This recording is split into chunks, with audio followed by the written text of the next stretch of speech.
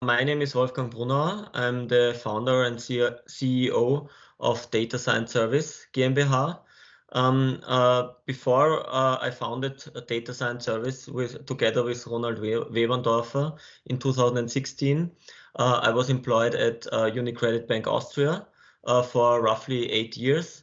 At UniCredit, I was responsible for creating statistical models for valuation of real estate. These are the models that are used by default when you take a loan from a bank. And these kind of models we created already in Bank Austria.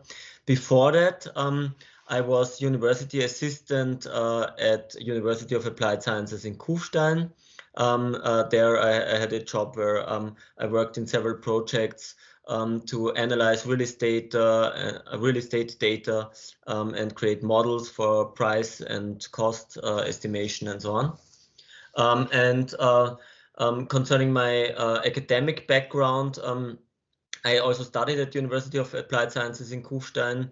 There I did my Diplom Ingenieur FH.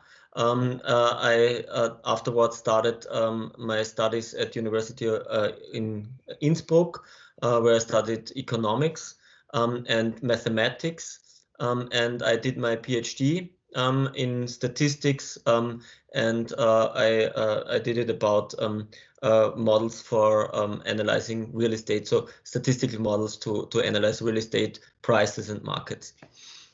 Yeah, that's my background.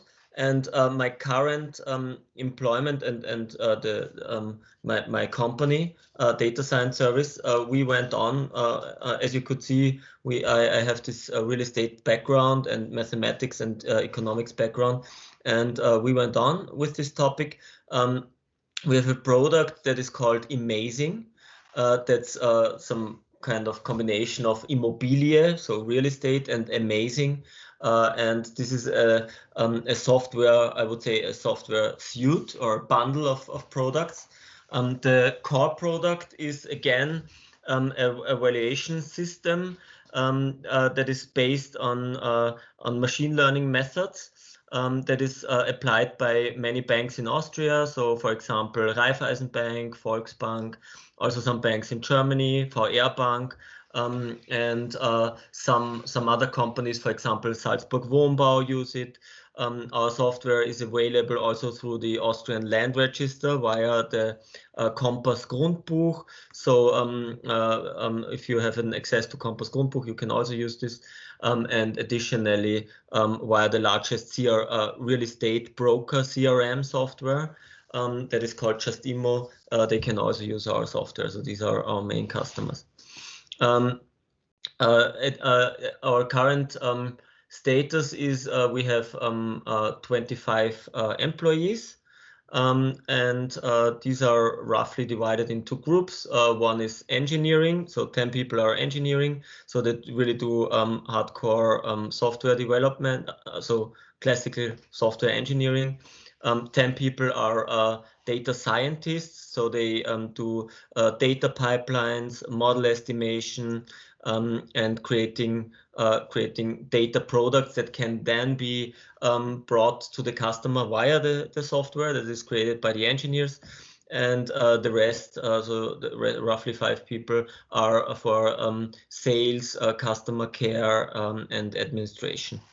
The company is currently owned by Ronald Webendorfer and me, with each 36%. 25% is owned by Kompass Group or Kompass Verlag. As I said, that's the largest Austrian land register company, and a really old data science company, you could say. So it has been founded 150 years ago, and also Professor Meier from Technical University has a small share of 2%, and Professor Feinerer from University of Applied Sciences in Wiener Neustadt also has a share of 1%.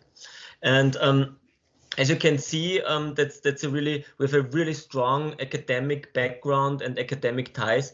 So in total, we collect I think 7 PhDs currently in our company, and 2 professors. and it's really so this is really important for us to be cutting edge and with the latest academic knowledge that we can transform into data products. So that's a short overview. If you want to know more about the products that we create or about the people in our company, maybe something interesting also. These 25 people are from 13 different countries, so that's also quite so it's really a great feeling if you in times when you can go into the office to have this international feeling. Yeah. Yeah, that sounds really great. Also the diversity aspect, which is also very important for us here at university. Thank you very much. And Nadine, I think you want to ask the next question. So I'm gonna go ahead with the next question. What makes your enterprise innovative?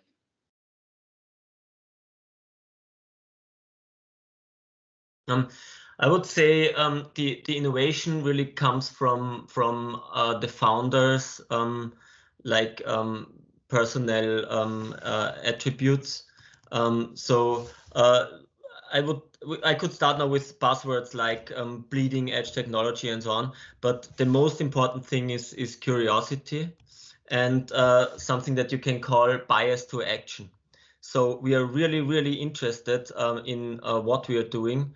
It's not only interest, it's rather obsession. And for example, I personally myself as a child I was taking the how's it called, the atlas. So where the maps are from my brother that is a few years older, that already went to school, and I tried to understand how do countries works and where are cities located and so on. So that's really, you have to have this passion and the desire to know and analyze how do processes work, how do markets work. And of course, you have to have fun also in what you're doing. And this was also one important aspect why we left the bank, where we earned a lot of money. But in the end, we found that it was not what we like to do, because we couldn't create our own things and our own ideas.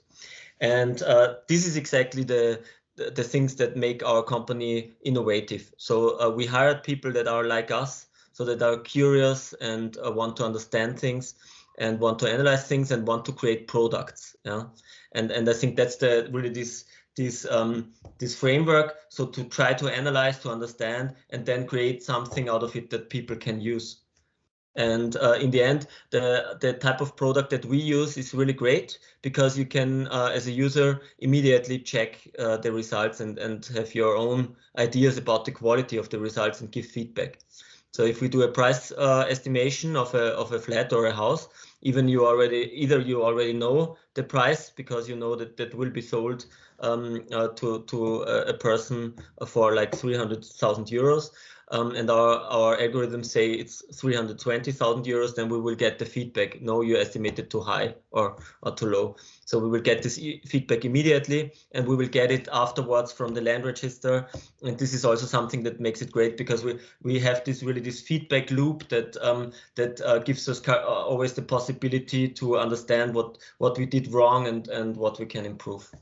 And yeah, and we try to fill this desire to understand and to create products with the greatest tools that are available. And we are in a very lucky position and in a very lucky age now that these great tools are available in machine learning as open source tools, and you can apply them, and it's really fantastic. That's it. So that makes our company innovative, and especially compared to the competitors that were already on the market. They started like 10-15 years before, and they were not that lucky to have this great paradise of data and methods. So we were just lucky to have that in front of us and create great things. Well, thank you very much. The third question would be, what was your motivation to start this project, especially in the sense that why did you do it independently, in the sense that not maybe in a bigger company's realms or in any ways? Yeah, so maybe I have to also mention that when we worked in Bank Austria, there was a time where we really could be like something like entrepreneurs, you know. So we had quite freedom, a big amount of freedom. These were the times when banks were didn't have these economic ties. I don't know how to call it. So as our main customers are also banks, I really want to have a positive frame. So at that time, it was really possible and easy to create interesting stuff. So this was around 2008, 2010. When we came from university, this was a great opportunity. But then times got harder and tougher, and especially in the company that I was, it became more centralized, and this was very unattractive for talent. So people didn't like to just obey and not be able to interact and really. Sometimes people didn't even understand what the reasons were why they should create a model or analyze data and so on. And this really was at some point Ronald, who also was my colleague at that time in Bank Austria, and me, we understood that we were not able to change things. So before we really created new models that were we loved to see that people that these models were used really for people that created a single family home or that built a single family home or bought a flat, and they used our models, and we were really happy to hear that. And our friends that got a loan from this bank, they said, yeah, they did evaluation, and is this your model? And we said, yes, it's our model. So we were really proud of that. But sooner or later, we realized that nothing changed. It really became business as usual. We went from meeting to meeting, and that was the point when we thought, okay, now you can decide. Will you stay there? You maybe get paid more and more, maybe not. Yeah, who knows how long banks may even exist? Or will you create something new? And this is a tough decision because if you stay, you might become a team lead or a head of a department and earn a lot of money if you're good. And if you go, then you have a great risk, yeah. And maybe you will ask me also about risks and problems that we had that were of course there. But you know that this is an opportunity to learn and to create. And if you stay in a big corporation, you see those people that were really cutting edge some years ago, and the knowledge deteriorates. And you really realize that math PhDs just do Excel stuff. And this was also when I saw that I thought, no, this is not my place, and I want to build something up. And also, I wanted to select my own people, my own staff. This was I got an offer to lead an analytics department, but I knew the people that were there, and when I realized that these are just people that are delegated to this department for some reason, could be that they are competent, and don't understand me wrong, they're really so at least like 10-15 years ago that the most competent people, math and physics PhDs, were working in banks. But when I saw that and understood that I'm really dependent and cannot choose who I work with, I decided otherwise. And that was the point when I left the bank, and I had this colleague Ronald, and he was also having this entrepreneurial mindset, and he also has had a small company before, yeah, together. So this is also important to have someone that that fills up your gaps and the other way around. So Ronald is really the engineer guy, and I was always the model and math guy. And together we were powerful. Yeah, as just an analytics guy, yeah, of course you can do great things. As an engineer, you can also do great things. But the combination, this is data science and service. So this is why we call our company like that. So we have data science on the one hand and the service that brings the great data products to the customer. And when we found that, and we like each other. And trust each other and know that we deliver, that we perform when it's necessary, but we can also have fun, go to parties and also enjoy our success. And this was when we decided to the right way is to become an entrepreneur ourselves and create Data Science Service as a company. Okay. Did I understand? Did I answer your question? I'm sometimes a bit over the place, but just catch me if I go too far. Yes, thank you for your answer. So our next question is, what challenges did you face during the founding process of your company? Yeah. So of course, what we had, Ronald and me, we already had some savings, of course. So we earned quite good money when we were working at the bank. So we knew we will be able, at least for 1 year, 1.5 years, not to earn anything. And we were quite confident that the knowledge that we have will be sufficient to quickly get customers. But if there are two people that create it, might be a really great model. So we also quickly found data suppliers. So maybe this is a small sidestep. This was, of course, also quite a challenge. So in our business, you cannot just use open source data, but you have to get really high quality data because the quality that you deliver is very important for the banks because they base their loan decision on it. Yeah. So you cannot just web scrape data, so from platforms like Willhaben or something, because this data might be crap. Yeah, the broker might just try to get rid of this object for 500,000 euros, but maybe after 2 or 3 months he understands that he can only sell it for 400 or even 350,000. So we have to have really high quality data, and for this we had to get data providers. And fortunately we got 2 of the most, so I would say the best sources in Austria.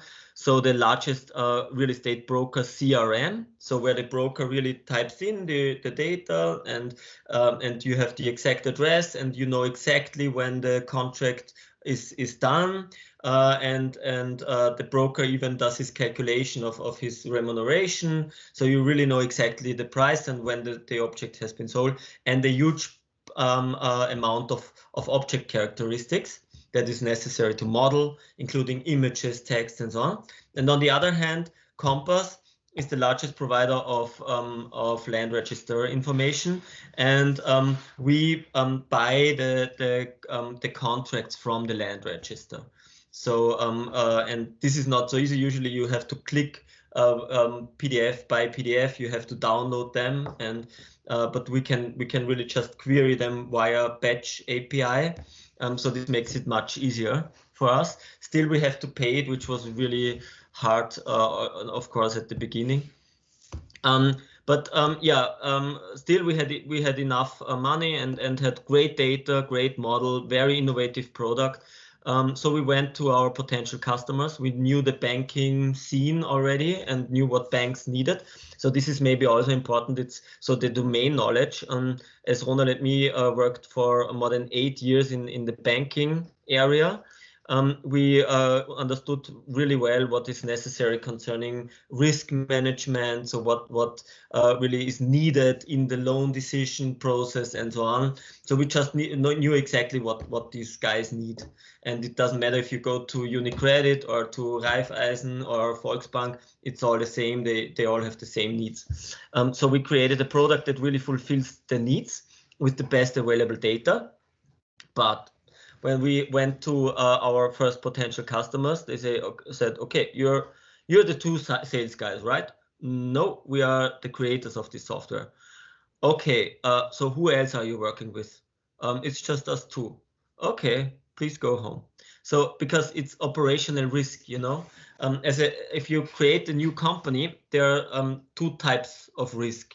So one is that that the company just fails for whatever reason, so that one founder, it could be that there are health problems or other, or they split up. That's the usual case. So I would say like 50% of all startups I knew at the very beginning are just split up because the founders they had problems with each other sooner or later. And of course you have the problem, potential financial problems, that the earnings are not as expected, and you don't get an investor, and the startup just fails. So why should a company like a big Austrian bank like Volksbank or Raiffeisen, why should they really trust in that in a really crucial process? Because if we don't deliver, the whole process doesn't work. Yeah, you have to have this collateral pricing, so the value of the collateral of the loan security, so the real estate, you have to have it. Otherwise, the loan will be extremely expensive for the bank. So they really have to have a partner they can trust. And this was quite a big problem. So we also got offers from one or two banks. Yeah, we can just employ you. So what you do is cool. So we just employ you. But that was exactly what we didn't want. So in the end, we understood that two people without any like background that makes us trustworthy for such traditional companies like banks, it will not be possible to sell our product. That's when Compass came into place. So Compass is one of the largest data providers in Austria, especially concerning real estate and company information. So land register information and company information. And we talked to them. That the lucky thing about it is they are also really sophisticated investors. So we knew that they, the founders, also the owners of Compass, not the founders. The founders are, so as I said, it has been founded 150 years ago. But the owners are really famous in the angel scene, in the investment angel scene. Yeah, I could tell you, maybe we have time afterwards, how it happened. But in the end, we convinced them to invest in our company. And this was not only because of the investment, not because we needed money. Yes, we needed money, but it would have like been half a year more that we could have that it would have worked without any investment. But it was a strategic partnership, because this gave trust to our potential customers, because they trusted Compass already. As far as I know, I think nearly all of the Austrian banks use Compass as a data provider, also for really crucial parts of their systems. And if they see Compass Verlag invest in a startup, and we really had close ties, that we also had like an agreement that Compass could help us with resources if we had some resource problems and so on. So this also made the banks believe that we were a sustainable business. Additionally, it was really important to have academic ties and to really display these academic ties. And this was why we had Professor Fallmeier and Professor Feinerer in our company. Professor Fallmeier, we worked with him already when we were in Bank Austria for creating the model. So he's maybe the one that has first started with statistical modeling of real estate in Austria. And he has done, for example, portfolio valuation of Bundesimmobiliengesellschaft and other big portfolios. And then there was Professor Feinerer, and he is one of the most well-known people in text mining. And he helped us create the text mining algorithms that we need to get the information out of the contracts. As I told you, we download the contracts from the land register. So if you buy a flat, you sign a contract, and in this contract, unfortunately, the information that's necessary for us is not available in a structured way, but only in this contract. So what we do is we buy this contract, we OCR, so we transform the picture to text, then we have text, what to do with this text. We have to have clever algorithms to get out the relevant information, especially the price and so on. And this is where Professor Feinrer, he's, by the way, also the author of the R package TM. So it's a standard text mining framework in R. Yeah, and he created the text mining algorithms with us, and this, of course, was also a great help for us. Yeah, and as soon as we had this set up, I think like 1 or 2 months after we had the investment closed, our first customer, Raiffeisen Bank, started with us. So this was really the big hurdle to take. I would also like to mention some other aspects. So maybe first concerning our background and network. So as I said, we came from the bank. In the bank, we were like, you know, maybe this say big fish in a small pond. Yeah. Especially in times when all the talent drained out of the banks. We felt like, yeah, we are the superstars. And then we went to this, we went to incubators. There are several incubators in Vienna, like INITS and I2C. So we were part of both. And there we got to know really, really cutting edge people. And this was really healing for us, because we understood that we are not here, but rather, so in this community, we are rather, yeah, somewhere here, between here and there. Yeah. And this is something that was very important for us also to be more, how should I call it? So yeah, to become more open-minded, yeah, and we looked for people to support us. We knew that we had to learn a lot of things, that in machine learning there were developments that we were not on top of, so we learned these developments, and this was really important. And the incubators were also important because we got the opportunity to even get to know Compass. So as I said, how did we get to know Compass? In INITS, they had this a pitch session where you demonstrate your products. It's called Demo Day. And during this demo day, the owner of Compass was there, and they liked what we were doing, and yeah, and that was how it started. So to sum up, and a last part that I have to mention is family. So of course, this is also when I started the company, I also had already had 2 kids, and small kids. So they were 2 and 4 years old.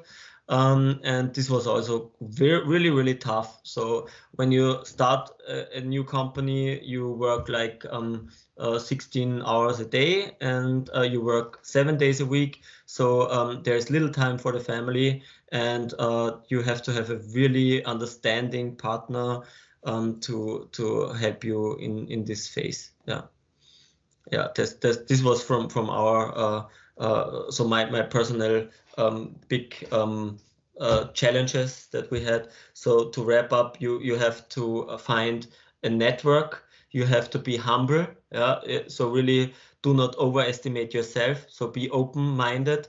Try to get to know people, to get cooperations on the one hand. Then of course you should try to make it on your own as long as possible. But there might be a time when you need money, and if you need money, don't take anyone. Take someone that has strategic interest in what you're doing. Otherwise, this will be a trap. So I also saw many companies that just got venture capital money quite early, and most of them failed. Because if you don't have an investor that has a certain stake in your company and wants to co-decide, then these decisions should be roughly aligned with your mindset. and in case of venture capital funds, this can be completely different. And we were really lucky to have Compass as I said, sophisticated and strategic investor in our company. And in the end, this strategic partnership was worth much more than the money that we got. Okay, thank you. Next question. You hear the echo? No, it's fine. All right. So the next question would be, how much did your academia, so university knowledge, and help you with the founding process of this company? Yeah, I would say it's two sides that two parts that were really important for us to become successful. One was the academic, so really top academic knowledge. So both Ronald and me did PhD in this area, and at the time we did PhD, so I did a paper PhD thesis, and I think I'm still the top ranked person in Austria in terms of impact of papers in this field. Yeah. This was really important to have these new methods, and it wouldn't have been possible without academic background and without an academic network. So I want to mention especially the university I did my PhD in. This was University of Innsbruck, Technical University. Then also WU. We had some professors at WU that we worked with and we got knowledge from, but also international universities, for example, University of Heidelberg and University of Utrecht. These were our partner universities. And they helped us really to create the best and most modern products. On the other hand, what is also important is to have the domain knowledge. As I told you, without this domain knowledge, it wouldn't have been possible to create this product that matches the needs of a bank. And it was important to have these years in the bank, even if they were hard. So I personally, I created the valuation models from 2008 to 2012. And in 2012, I went to the strategic model development department in Bank Austria, UniCredit, and there we created models for risk management. So exposure at default, loss given default models. So I really got insights into how risk is measured and evaluated for banks and what impact this risk has on decisions for loan and so on. So this was really extremely valuable information. I also went through the banking authority reviews. So Bankprüfungen from ÖMB and FMA, and there I saw what is really what these authorities need to know. Yeah. So if they ask you a question, what is the background of this question?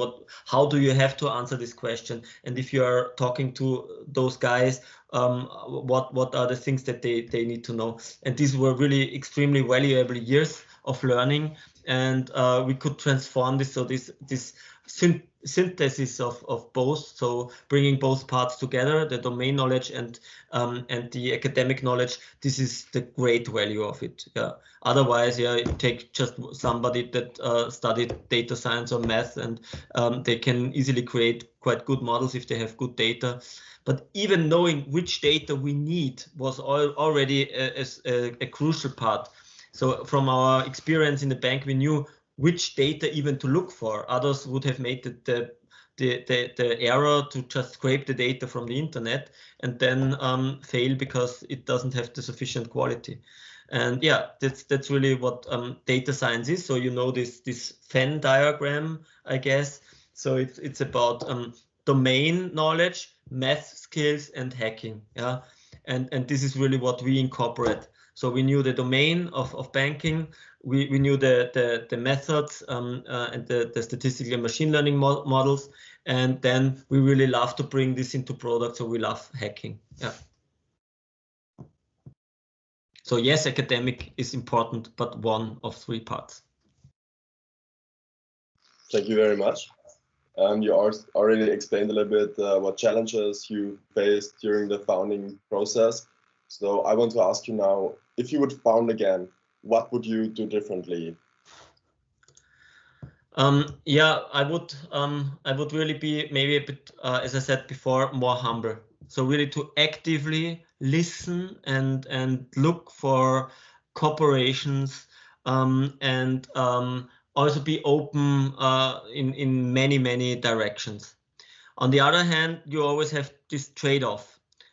You have to, it's like a birth process. So when we created this, the models and the software, if a person brings a baby to life, yeah, I guess she doesn't start just talking to someone or writing emails, but she really concentrates on bringing the life. And this was our focus. So when we did the coding, we really just closed the doors and we hacked. I remember when I had Christmas party with my family, when the kids went to sleep, I went back to the computer and went on coding. So it was really this was really fun time, so great time.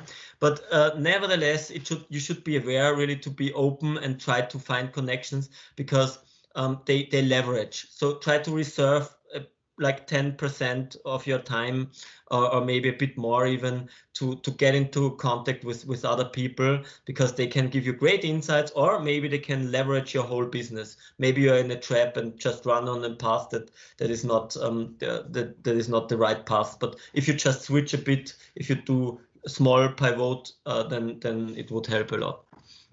And this is one thing. On the other hand, we did it, but we should have done it a bit more, I guess. Really try to talk about what is upcoming. Yeah, this is like post-mortem what I say now. It's really looking back. But there were a lot of challenges that my co-founder and me had, especially decisions like, yeah, we have only so our money runs out, should we hire someone? And I said, yeah, we have to hire this guy, he's really amazing, we have to have him. And my co-founder said, no, yeah, how long can we employ him? Maybe for 3-4 months, if we don't get the investment. So no, we don't hire him.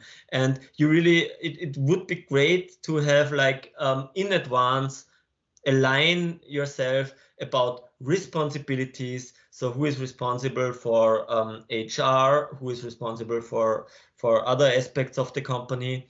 Try to really and take the ownership for this. Yeah, try to not push the things if you don't like them. Try to push it to someone else. Yeah, I have to say this was what I sometimes did. So I just said to my co-founder, yeah, please take care for the tax consultant. I'm not interested in this stuff. So I will just turn on the light. And in the end, this is a bit unfair. So you have to really find a fair deal to also do the not so interesting stuff, and try to get aligned at the beginning. Because if you're in the middle of work and really the tension is really high, and you don't have the right alignment, then it's really likely to be loud. But this is also important to have this learning, yeah, to really have different opinions and try to find ways to solve them. And this makes also the company resilient. So and this is also, therefore I also recommend, do not get the money in too early. So do not get investment too early, and maybe even try to make it without funding from like FFG or whatever. Of course, it's nice if you have 500,000 euros in the background, but if you really if you really have the skin in the game, you know this word. If you have the skin in the game, then suddenly like magic things work out, yeah, because you get creative. If you have skin in the game, you really get creative. And also, for example, there were huge data acquisition costs for geodata and so on. And if we have had the money already, then we would have just bought it like for 40,000-50,000 euros. But as we knew we don't have this money available, or we need it for other purposes, we went to a large data provider and we aligned with them. Georg is really recommendable, really also a great company and friendly company. And we made a deal with them that they treated us as in our startup phase, had better conditions for us. So now as we are earning quite some money, of course they also earn their money, but at that time this was really a big help for us. Yeah. So and this brings me back to relationships. Yeah. So try to build up relationships. Try to get in contact with people in your domain and also outside your domain, and this will help you, even if you would prefer to just do 100% coding. Thank you very much. Yeah, thanks. This was a super interesting insight. Now to the next question. How did the current crisis affect your firm, or did it even? Yeah, that's an interesting question. So our business itself is not really affected. So in contrast, the banks realized that digitization becomes more and more important. And as we provide the most innovative tool for real estate valuation, I think last year we just doubled our income. We have to say before it was factor 4 from the year before last year to last year was factor 4, but last year from 2020 still was double, so it was great. And it's also 7-digit double is something different than a 6-digit double. So it was really great economically, but I realized the big challenges we had in terms of employee motivation, and also how should I say, just the social component of office life. We have people in our company that really rely on exchange. So if you develop models, you really have to find ways how to interact and understand what is the hottest stuff and the latest developments. And if they are apart, then this is not so easy. And on the other hand, as a leader of this company, it became more and more complicated to give my vision and my goals in a very transparent and clear way to our employees. But this in the end helped us, because what it did is it forced us to become really transparent and clear in what we want to do. So maybe you know Ray Dalio. So there is this really great book, Principles. So I can really recommend it to everyone that listens to this video. And the key principle of Ray Dalio is radical transparency, and this means you really have to align and how can I say, align in terms of what the leadership of the company wants and what the employees understand. And we really now found ways how to get into sync, to synchronize. This is the better word, to synchronize. You have to synchronize with the employees, so they have to understand the story. They have to understand the business needs, the customer needs. They have to understand my vision of the product, of the model, and they have to repeat it in their own words. And we set up an agile framework, a digital agile framework in combination with our version system, so GitLab. Powerful, it's like GitHub. We decided for GitLab for some reasons, and And GitLab is not only version control system for us, but it's also our agile project management tool. And so you see, it's all holistic. You see the projects, how did they really work, how did the certain tasks work. And as we're analytics people, so we can really analyze and understand what is going on in our company, which projects take longer, which take shorter, for which reasons, and so on. So this was a really intense development last year, and it just made us greater. So I think this is also you have to use a crisis always to become greater. So another book by Nassim Taleb, before I mentioned Skin in the Game, there is this, I think, anti-fragility, or how is it called? Or super fragility, I don't know. And you know, there are those that are robust, yeah, they get hit, but they don't break, yeah, that's nice. Then there are fragile ones that when they get hit, then they break. And then there are the anti-fragile ones. When they get hit, they get greater. And we are anti-fragile. So whenever we see a crisis, we grow. And therefore, this is also something that I learned before I created the company. I was afraid of challenges, but now I really love challenges because I know at the end we will be greater. Yeah. Thank you very much. The next question would be, are you planning to expand internationally, maybe in the DACH region or Europe and EU generally, or overseas? Yes. We already have our products in Germany. So we already have the first German customers, but it's a bit in stealth mode because it's like friendly customers, and we want to get aligned with the German regulation. You know, there we just build up currently our domain knowledge. But Germany is really a great market. We have a partner there. So as I said, always look for partners. We have a really reliable and good data provider in Germany. That helps us also with sales, and additionally, Switzerland is a bit complicated, especially now, and it's like a separate world a bit, but still we also have contacts also in Switzerland. But what is more important for us is Central and Eastern Europe. So due to our customer structure, large Austrian banks, you know, many of them have branches in other European countries, Poland, Romania, Bulgaria, and so on. And the nice thing is that in our company, as I said, we have 13 different nations with their respective languages. So we can conquer this all without any language barrier in the end.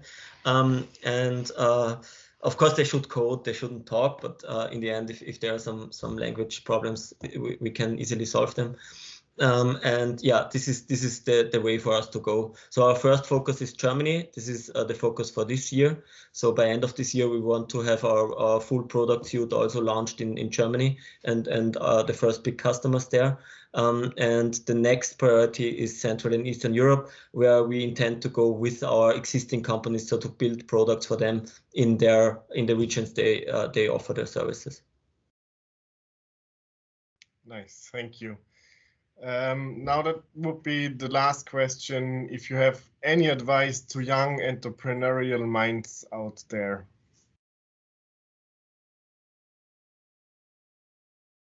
Just do it, I would say, yeah.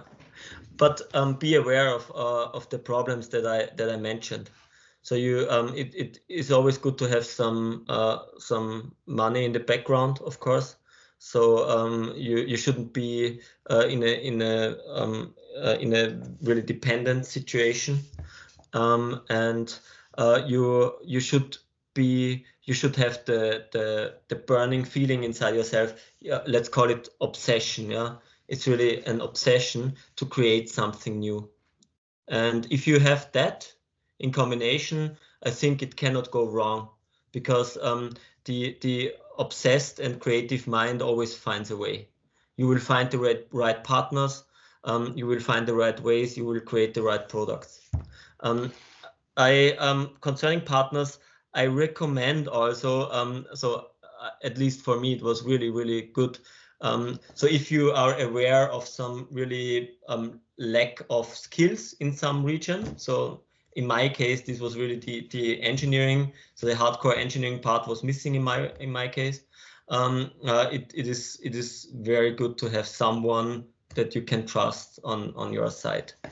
And the last recommendation, I also mentioned it before, when you have a partner, just be sure about the roles and really align. And if you don't align, maybe wait, maybe look for another partner, because I have seen so many companies fail because they said, yeah, we will talk about this stuff later, who is responsible for what.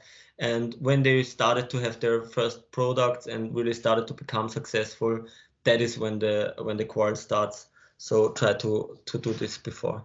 So this would be my recommendations. Wow, very nice. Thank you so much. Yeah, thank you very much for answering all our questions. Maybe thank you for the questions. Of course.